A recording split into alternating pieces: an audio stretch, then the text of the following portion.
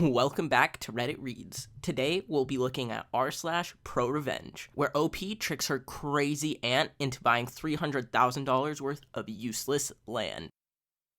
This is a post by Forgotten Napkin 201. I, 15-year-old male, live in a small, nice neighborhood, just a few miles away from the downtown area. As you could guess, I still live with my parents, and I also have 2 younger siblings, both under the age of 10, along with 3 dogs. We also have 2 tortoises, 2 parakeets, 6 chickens, and 5 quail, but they aren't important. My mom spends lots of time outside. Our backyard is her happy place because of how beautiful it is. She even does her work outside while also taking care of the plants that are scattered all around the yard. One of her favorite parts of the yard is the line of trees along the back fence. She has taken care of them for years, and they look amazing. She started to get worried when all 3 of them started looking strange. The bark became brittle, and less leaves were being produced. They were dying, all 3 of them, out of nowhere. This is a little complicated, but I'll try to map out the yard. There is a grass area that wraps around the back and left side of the house, along with a small stone patio. On the outside edge, there is a hill that surrounds the yard and patio space. At the top of the hill, the fence borders the surrounding houses. Now, back to the story. The trees hide the fence and make the outdoor area more enjoyable, especially right now as we are confined to the house. She doesn't know what's wrong with the trees, so she has an arborist come out to take a look. The arborist takes a look at everything: the bark, the leaves, branches, and twigs. Nothing is explaining why the tree is dying. The arborist looks at the dirt. There was a strong smell coming up from it. It smelled like gasoline. They had the dirt tested to confirm whether or not there was gasoline, and we were to be told the results in a few days. Remember the 3 dogs? 2/3 of them started barfing. First, it was the youngest one, only 2 years old, but we didn't think any of it because it was a young dog and sometimes he would barf once every so often. But he kept barfing. He wouldn't eat or drink anything, and we got worried. Then our oldest started barfing too. She also didn't eat or drink anything for some time. The only difference was that the youngest eventually started feeling better, but the oldest kept getting worse and worse, and eventually we needed to take her to the vet to get medicine for her. While they were sick, my 2 younger siblings were a mess. They loved those dogs, and they were scared and afraid because of how sick they got. Some days passed, but the oldest dog wasn't getting better. They recommended we put her down. This was the last straw for my siblings. They locked themselves in their room. It hurt me too. I cried for some time because I grew up with that dog, but also understood that she had lived a long, happy life. But unfortunately, they couldn't grasp the fact that their old girl was gone, and I'm pretty sure they cried themselves to sleep. Our dog had died.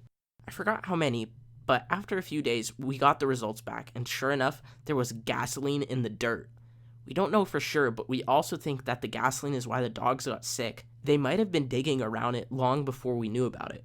The trees were also taken down because they had reached the point of no return. Why was there gasoline in the dirt of our backyard? We have known for a while that the husband and wife that live behind us don't like the trees because of how they block their view. We thought it was ridiculous because of how short the trees were. They were only a few feet taller than the fence, but they didn't obscure the view from the second story of their house. There was no doubt about it. It was the neighbors who killed the trees and our dog with gasoline. My parents went to the neighbor's house to confront them about it, but the only person home was the wife. They show her the bag. My parents told me she just kind of stood there in disbelief. She talked about it when her husband got home, and he admitted that he had killed the trees. Then, the legal action started. He could be charged with child endangerment and destruction of property. During all of this digging, they also found out that he had moved this fence several feet into our yard to gain more space in their yard. A neighbor's security camera caught him also in the middle of the night pouring a large amount of gasoline into the dirt. We had everything we needed. Here is a total list of things he could be charged for: destruction of property, trespassing, child endangerment, and animal cruelty. Just with those, he could face over 10 years in prison. Later in court, he was sentenced to 7 years in jail. He was also fired, divorced, and his house was sold. This guy definitely got what he deserved. Can you imagine killing a dog? This guy seriously sucks. Sorry for your loss, OP. This is a post by Lime Cherry. Dealt with my crappy, manipulative, abusive aunt all my life. Finally got revenge. Players: myself, M, late 30s. Sister, 3 years younger. Aunt, older sister to my mother. Mother, single mom, adopted, no blood relation to my aunt. Cousins, 3 total. 1M, 2F. I have good relationships with them now, mostly. My estranged father, who had been living several counties over, is pretty much out of the picture by the time my parents got their divorce when I was 9. Due to financial hardship, we were forced to live with my aunt in the nightmare of a household we would soon find ourselves in. My aunt married into Georgia wealth, and you can figure out what that means on your own. She had 3 kids and eventually caught her husband having an affair. It's a huge scandal. She gets the house, the kids, and a fat payout from the family attorney. This is important because my aunt didn't do a dang thing in her life to earn her money, her house, her lifestyle, or basically anything. She was born poor along with my mom. Under her household, she was drunk with power.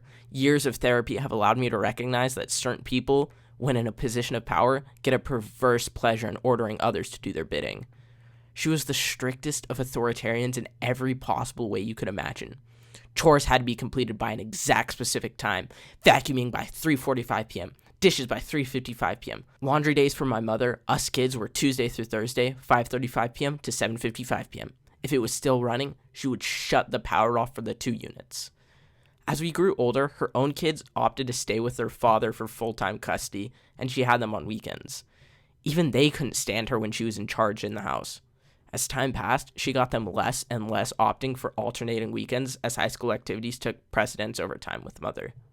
For my sister and I, the large 6-bedroom house was not ours for the taking. My mom had to pay rent as well as rent for 1 bedroom, as that was all she could afford on her salary. We had to share a bedroom until my 2nd year of high school. All the while, there was 1 spare, unused bedroom available at all times. My aunt needed this for guests when they stayed over. Not 1 guest stayed there in the 10 years I was under the roof. Finally, the church we attended told my aunt to give up the spare bedroom so my sister can have her own room, as it was unhealthy for 2 teenagers sharing a room together like that. That infuriated my aunt because someone told her what to do in her own household. My sister and I got the brunt of her wrath. As my mom's salary was tapped out, my sister and I had to do extra chores like mowing the lawn, trimming the shrubs, cleaning the pool, which we could no longer use without her being outside watching us. My aunt's behavior was becoming more and more outrageous and disconnected from society.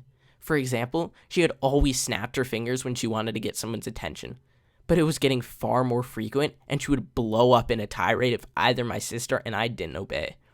Her own kids tried repeatedly to tell her that the stuff she was doing was wrong, but she wouldn't listen. Eventually, they wanted nothing to do with her outside of the home. She was a tyrant there, and repeated intervention to get her to see the folly of her ways would fall on deaf ears. I snapped. All through high school, I had no confidence as a person. I was weak-willed and growing ever distant from friends and society. I say this all in truthfulness and fear, that had circumstances continued the way they had been going, I could very well have taken a gun to myself or worse, to others around me. I was that bad off. I had just graduated high school and started my first semester of community college. I'm 2 weeks into my classes attending from home when my aunt drops a bomb on me. You owe me money for this month's rent. The same amount for next month's rent as well. It is the 27th after all. You're an adult now. You're out of high school and working now, so you need to pay rent. The F? I blew a frickin' gasket as I yelled back. You can't just suddenly decide to charge me rent just because you feel like it. I need 30 days notice. I have rights. My aunt yelled at me some BS excuse that she had discussed this with my mother and it was decided that I needed to pay my own rent now. In some miraculous backbone move, of which I still have no idea how I stood up to her, I yelled right back at her, if I'm an adult, then treat me like one and talk to me about rental agreements. I'll start paying you rent in 30 days, starting the 1st. I turned my back to her and walked away with my fists balled tight. I was furious with anger, but I walked away. My aunt saw my fist from behind and screamed bloody murder that I was going to attack her. No, I wasn't. She snapped her fingers at me repeatedly on my tail to get my attention, but I didn't turn around. I needed to cool off and clear my head. As I turned the corner, she grabbed my wrist, hard yelling, "I'm not finished talking to you." I threw my still balled-up fist forward, keeping with my stride to break her grip, as I hadn't stopped my momentum. This caused her grabbing arm to slam hard into the corner of the wall that I had just turned into. She screamed in pain, but I left the house and took off. The aftermath of that incident was that my aunt called the cops on me in an attempt to press charges. She was taken to the hospital and suffered a fractured wrist, and she was put in a cashless sling. Don't know, as I never saw it and never inquired further. Her story changed every time she told the cops what happened, while my story was spot on every time. I can still recall that moment down to the smell in the house, where I was facing, the working and non-working light bulbs, etc. Forever ingrained in me. I was kicked out of the house and I couldn't visit my sister or my mom there at the house again. Fine by me, as I didn't want to see my aunt ever again. I was happy to meet my mother and sister at the local diner or outlet. We could be ourselves there and not hostages in our own home. Years later, my mom wised up and got out of that abusive relationship with her sister and moved out on her own. She got a temporary, nice place, invested wisely, and with the help from the church, got help getting a place of her own. In 2009, after the housing crisis, she bought her own place that she could never have afforded on her own prior to the market crash. But some good came out of it. She wept knowing my sister and her family, and myself, can come visit anytime and stay. Over the years, I've been able to forgive my aunt, not forget. Forgive. I've let go a lot of my anger and hatred toward her that she put me through. When she has no leverage or control over us, she is a somewhat decent person for being a total B of a person. My cousins have calmed down, heard my side of what happened those years ago, and now know what kind of a person I am compared to what kind of a person their mother is. They chose to believe me and know I didn't hit her or strike her or beat her across the face like she continues to claim. The revenge. While I have been able to forgive my aunt for what she has done to me, I cannot forgive her for what she did to my mother. Kept her in financial hardship for a decade while she sat on a bank account full of cash and assets. Or what she did to my sister. Forced her to pay for damages because the water heater burst while my aunt and mother were away one weekend, leaving my sister at home. She didn't discover the flooded rooms for hours. My aunt's reasoning, it was her responsibility to watch the house. Not the responsibility of the homeowner to maintain/replace the water heater before it goes. Let's leave that upfront $5,000 financial burden before the flood insurance kicks in on a 16-year-old girl. I've had little to no contact with my aunt since I was kicked out of the house nearly 2 decades ago. But I do keep in constant contact with my cousins. While I'm not going to divulge what I do for a living, I can say that I work with and for the government. I've worked my ass off getting to where I am today. I'm known for being truthful, wise, and giving good advice when asked. Because of this, I often talk financially with my cousins, all of whom are money smart and are doing well for themselves. They often then relay this information to their scheming mother, who has no mind for business and investments. All that money she got from her house sale, her divorce settlement, her previous investments is pretty much gone. I spent years planning on the perfect trap, and it took a long time to prepare everything to make sure everything appeared right. I am not a lawyer, and I don't pretend to know the law, but I do know the regulations and laws pertaining to insider information. This is not that. 100% certain of it, and if I ever go to court, I know my lawyer has a solid case in my defense. But is this a gray area? Most definitely. I let slip to my cousin about some future real estate plans near my aunt's new area of living. It may be worth a lot more because of a future development taking place in the area.